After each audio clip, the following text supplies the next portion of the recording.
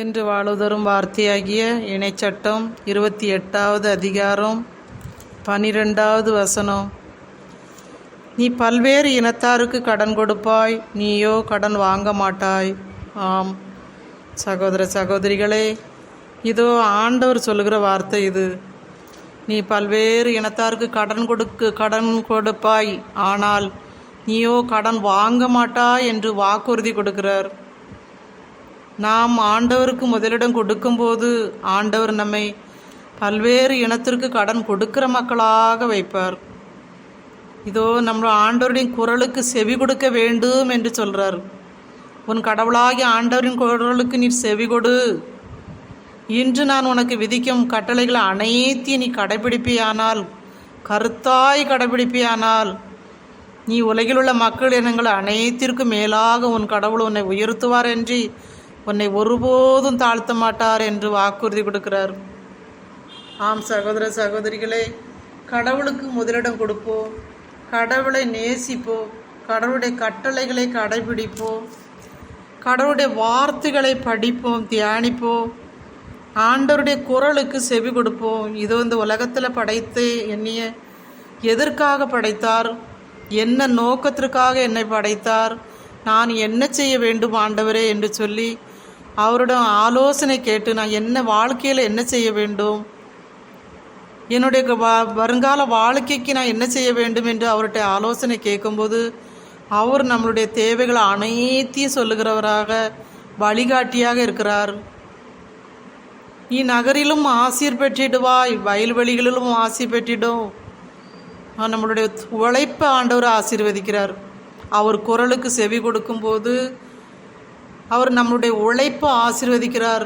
உன் ஆடு மாடு குட்டிகள் அனைத்தையும் ஆசீர் பெற்றிடும் என்று. இஸ்ரேல் மக்களுடைய தொழில் வளம் ஆடு மாடுகள் விவசாயமாக இருந்தது. அதனால் விவசாயத்தை பற்றி ஆண்டவர் சொல்கிறார்.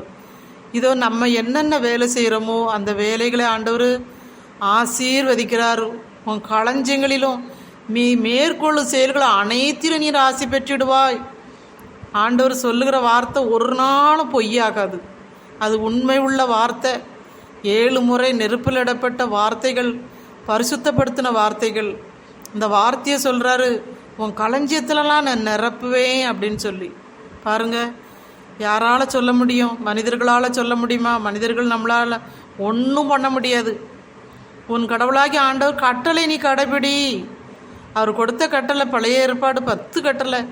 ஆனால் நம்மளுக்கு இயேசு வந்து அதை 2 அடக்கி எல்லாத்துக்கும் மேலாக என்ன நேசி மகனே மகளே, உன்னை நேசிக்கிறது எப்படி நேசிக்கிறியோ அதே போல் உன் அக்கம் பக்கம் இருக்கிற அயலாரையும் குடும்பங்களையும் பிள்ளைகளையும் நீ நேசி என்று. இன்று நாம் நேசிக்கிறதெல்லாம் முதலிடம் பணத்துக்கு, 2வது தான் குடும்பத்திற்கு, 3வது கடவுளை தூக்கி தேடி போடுறோம்.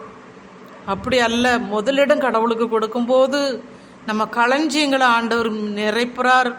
நம்ம மேற்கொள்ளுகிற செயல்களை அனைத்தையும் ஆண்டவர் ஆசீர்வதிக்கிறார்.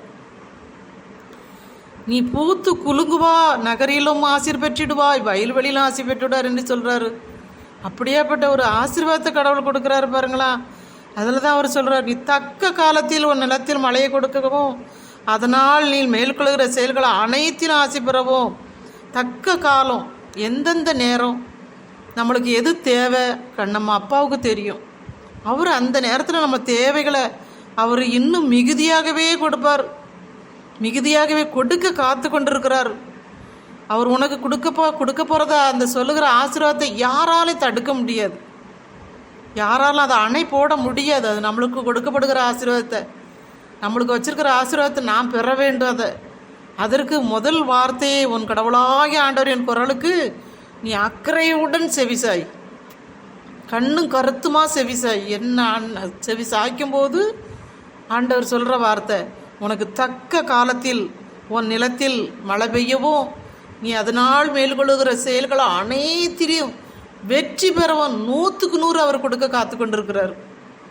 ஆண்டவர் கொடுக்க காத்து கொண்டு இருக்கிற தேவனை நான் பற்றி கொள்ளுவோம், அவரை சிக்கனை பிடித்துக்கிடுவோம். அன்று யாக்கோப்பு எப்படி சிக்கனை பிடித்து கொண்டு, ஆண்டவரே என்னை ஆசீர்வதிக்க விட்டால் நான் விட மாட்டேன் என்று சொன்னது போல அவர் ஆசீர்வதித்து ஒரு புதிய பெயரை இஸ்ரேல் என்று கொடுத்தார். அதே போல் நமக்கும் தருவார்.